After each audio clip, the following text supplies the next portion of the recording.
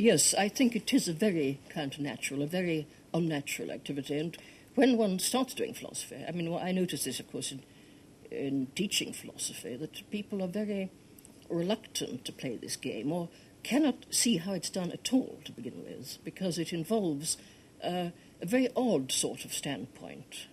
It's notoriously difficult to define philosophy, of course. If somebody doesn't know what this activity is, it's very difficult to say what it is. It's to do with conceptual structures, to do with very deep structures of belief and knowledge. It's to do with meaning, significance. It's partly, of course, to do with words, in the sense that it's about how language relates to the world and that sort of thing.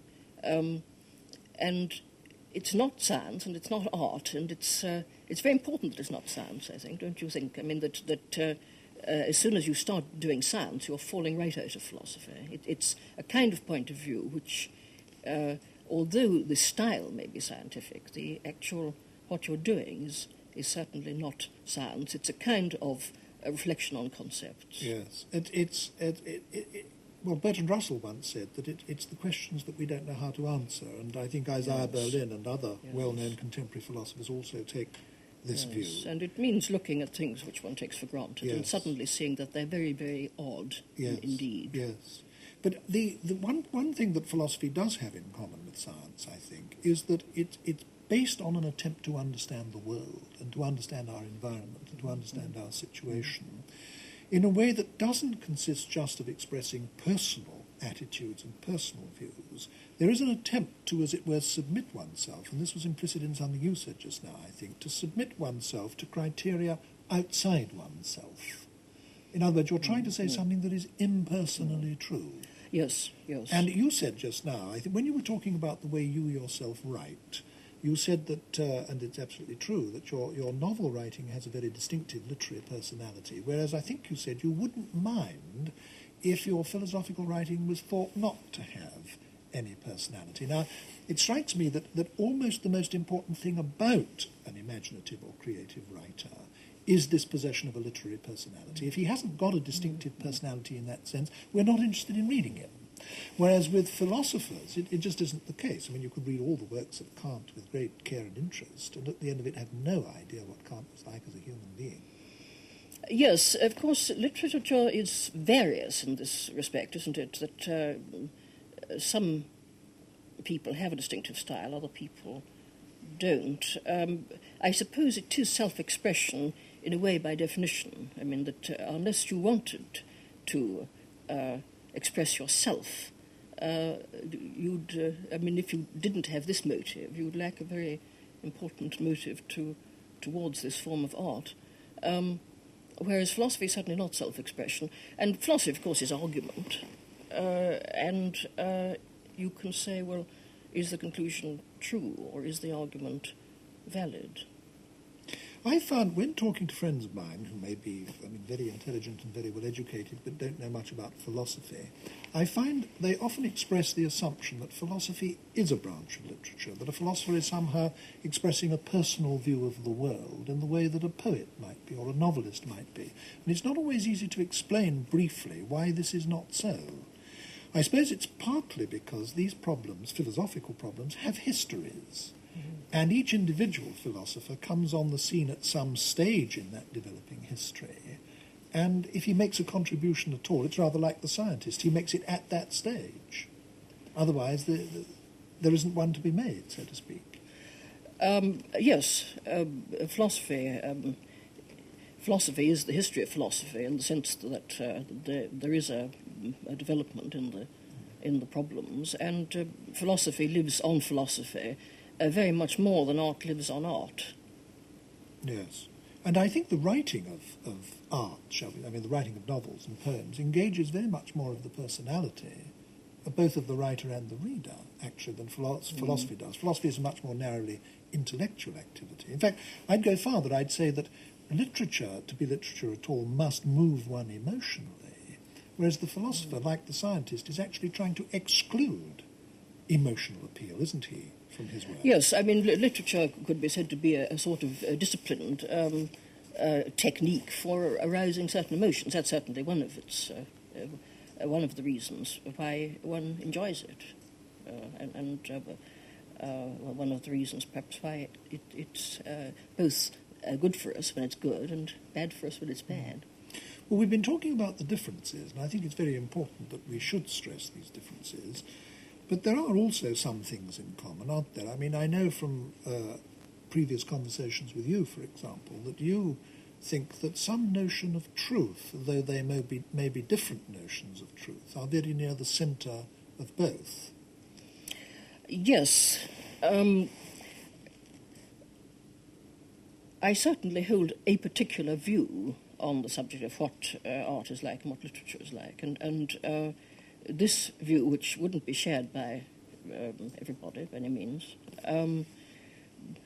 would assimilate philosophy and literature just in that way. That is, I think that this may be perhaps the only important thing they have in common, but it is important that they're both connected with truth, that they're truth-seeking, truth-revealing activities in some sense, and they're both, it's always illuminating in a particular thought form to say, well, how is it criticized? What kind of critical vocabulary is directed against it? And I think that the question of truthfulness comes into criticism of literature as well as criticism of philosophy. Could you say a little more about this? Because I think this is particularly interesting.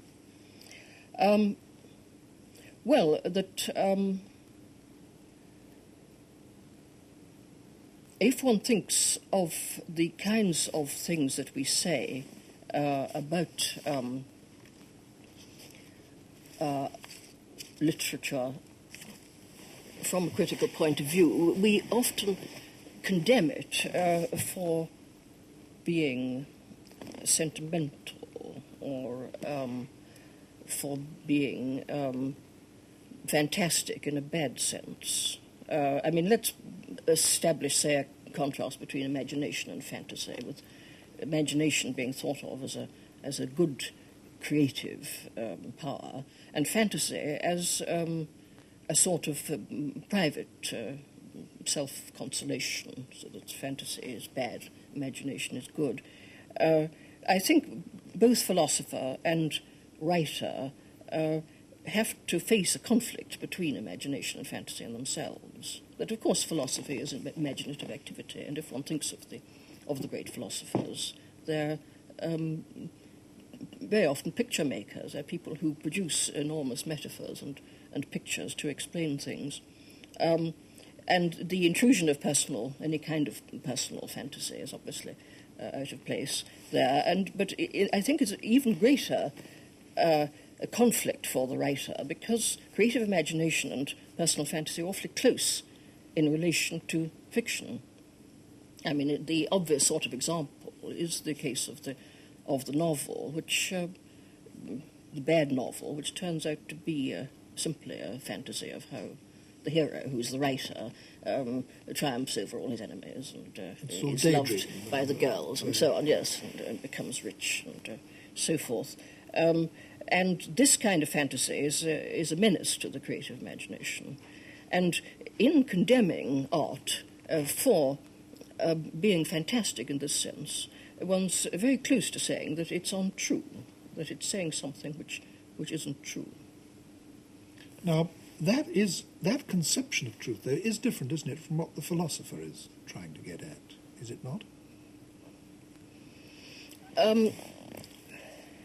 The philosopher is dealing with truth in a kind of positive sense, in that he's trying to solve certain problems finally. Whether he ever does is another question, but I think there are certain philosophical problems, for instance, about perception, which perhaps have been solved. The writer has a whole lot of aims. This is what, of course, makes art so interesting, that it satisfies a great many human activities and instincts. It produces happiness in the creator and in the client through doing a whole lot of things at the same time. But one of the things it does, and this is, I think, is important and comes up in philosophical theories about art, which perhaps we might consider in a minute, there is, I think, a mimetic aspect. What do you mean by literature. mimetic? That is, that it is imitation of nature, in some sense, that literature is about the world. This might seem to be obvious, but of course it isn't obvious, in the sense that a lot of people would challenge this remark and say that literary art is not mimetic. The same kind of question, of course, can be asked about painting. Music is an odd man out, I think, in this particular discussion. But I think that there are many parallels between painting and literature, and these are sometimes illuminating. You can see something more clearly, perhaps, in the case of painting, which you then can transfer, as it were, to the case of literature.